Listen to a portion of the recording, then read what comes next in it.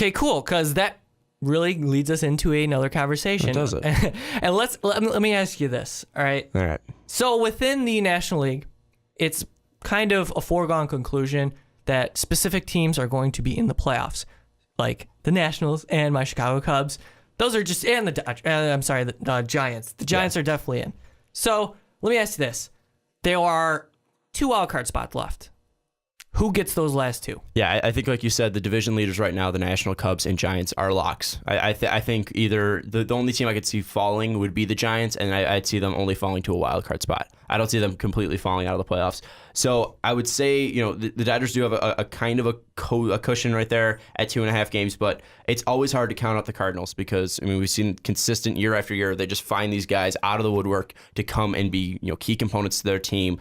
I'm also kind of looking at the Colorado Rockies. I know they just lost Trevor Story. They just lost him for the whole entire year. But if you look at their past 10 games, they're 8-2. Somehow they're kind of like the Orioles without a true ace here. They're still consistently competing here.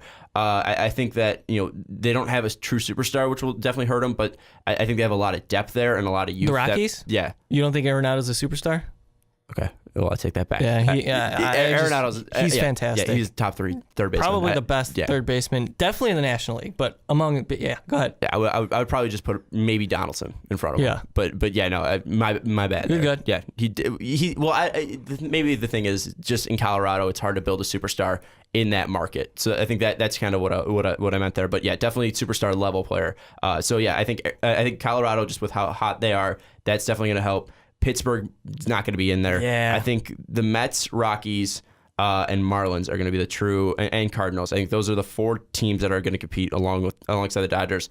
I will take the Cardinals just because of how consistent they are. I think they'll be able to take that, and then I'll just take I'll take the Rockies as well, just because of how hot they are.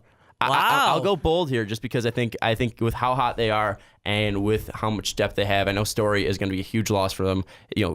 Tremendous power hitter there, was knocking the ball out of Colorado. I just think that it's going to have that home field advantage. And I think they're going to be able to pull it together there. Sure, that's an interesting team to call a wild card threat, but it's interesting in the NL right now because teams that really emerged include the Marlins.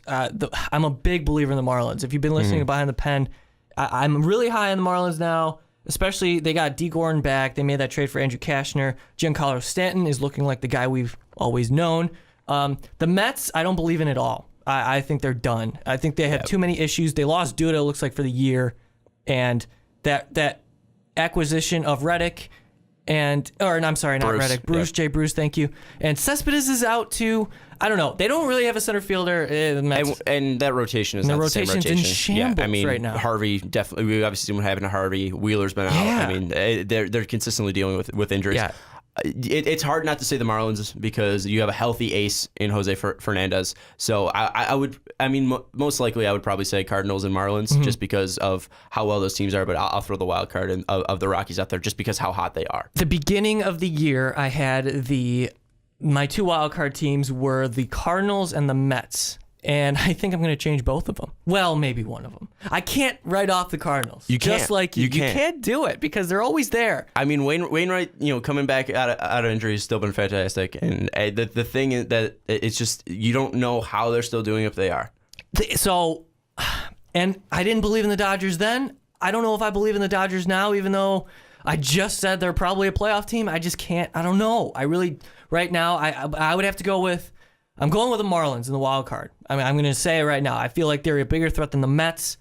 And then that leaves the Dodgers and Cardinals fighting for that last spot. So it's one of those 2 teams. I can't go out on a limb and say the Dodgers yet. They're definitely in the race, but I can't write off the Cardinals. Again, if Kershaw comes back in that last month of September then, right? and comes out, then it's going to be. But if Kershaw's the only one contributing to that Dodgers team, that's just not going to help them at all. I think the Cardinals are just deep enough, and I think that they're going to be able to deal with injuries better than the Dodgers can. Okay, so wrapping up the NL playoff predictions, we got Nationals, Cubs, Giants? Locks. Locks. And then, so your 2 wild card teams are? I will say Cardinals and Rockies just to throw a complete Rockies. wild card in with the Rockies, but it's most likely going to be the Marlins. They've been a surprise. I really like the Rockies. Their offense is powerful. Cargo's having a great year, and the rotation's impressive, honestly. I'm a bunch big of Cargo no-names. fan, so. Yeah, I hate the Cardinals, man. No, Cargo. Oh. Cargo. Okay, good. I love that lefty, and then his bat flip where just Oh, yeah, he's a completely great swings hitter. around. Yeah, He's a fantastic hitter. Anyways. So then me, 2 wild card spots. Marlins and Cardinals. I got to do it. It's so hard to write off the Cardinals. I mean, again, they don't have that same pop they did last year. They don't have that same, eye-jumping record they did last year. But I mean, It could very well be Dodgers, Cardinals, but I'm going with the Marlins. hey, Don Mattingly has been a postseason. Has been in the postseason before. It's impressive Mike what they're Matheny doing. has done as well, and Dave Roberts is a new head coach. I'll take the managers with experience. Over on the AL side. Now, okay, you're AL Central because I say you're AL Central because you're a White Sox fan. Are you seeing what the Tigers are doing now? Tigers are my AL Central winners. Really? If I'm talking about how hot the Rockies are, you can't say the Tigers getting JD Martinez back. His first at bat, he hits a bomb off cool. Chris Sale on the first pitch he sees. They're 8-2 in their last 10 games. I mean that Jordan Zimmerman's struggles and injuries has obviously been difficult there, Lost but today. I think the Tigers have enough there. I think they have enough to take it. The AL. It's been a jumbled up kind of league all year with all these different teams competing, especially in the AL East. You got the Orioles, Blue Jays, and Red Sox just vying for that one top spot, man. It's just separated by 3 games. They're going to go at it all season. And then you had Cleveland. Cleveland went on that crazy win streak, and they built up a nice lead in the Central, but then Detroit's coming back. They're only 3 games behind. And then over on the West, the Rangers made some moves, got Lucroy, Beltran. They look really good. I'm going to peg them as the AL West winners right now. But I will too. Yeah, in the wild card standing, it's interesting because, like we said, the Tigers are in it, and we didn't think they would be in it. Boston and Toronto, whoever doesn't get that AL East crown, it could even be 2 AL East teams in the wild card. See, I would say that there's going to be a team from the AL Central from that wild card, whether it's the Cleveland Indians or the Detroit Tigers, just because the Indians made so many moves at the trade deadline that made them a better Miller, team. big time. And then Detroit, I think, with how hot they are, they're going to stay in. Texas is a lock with the moves they made at the deadline and just how good of a team they are. I think they're a lock too. So you got 3 teams there. With the American League East, it's tough to put Baltimore in there just because of that rotation. Yeah, I mean, with that rotation, it's hard to say, that team's going to be a playoff team. But then again, they've proved me wrong consistently. But Blue Jays are hot. I will take the Blue Jays to win the AL East. And then I think it's either going to be Baltimore or Boston taking that final wild card spot. Interesting, because a lot of people are high on Baltimore this year, and I'm not so much a buyer. I think Toronto's the best team in the AL East, and I think Boston's even better than Baltimore this year.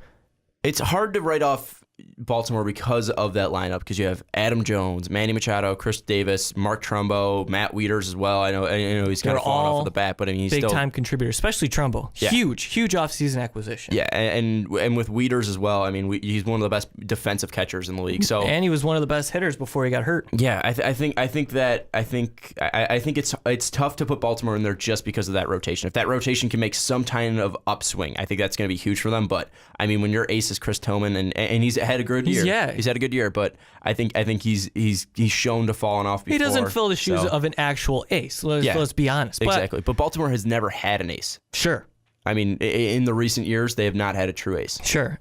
So in the AL East, let's get this over with because we just gotta do it because you can't even. This is the dog days of the baseball season. August 4th. There's 2 months left.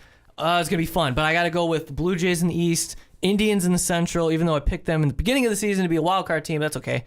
Indians in the Central and the Rangers coming out of the West. 2 wild card teams. I gotta go with the Red Sox and Orioles. I'm going to do it. I had 3 AL East teams are going to make the playoff, just like last year in the NL Central. I think the Tigers have enough. I think the Tigers getting JD Martinez is going to be a huge boost to the lineup. I think the Tigers are going to take the AL Central crown. I think the Indians are. I think that's going to be very close between the Indians and Tigers there.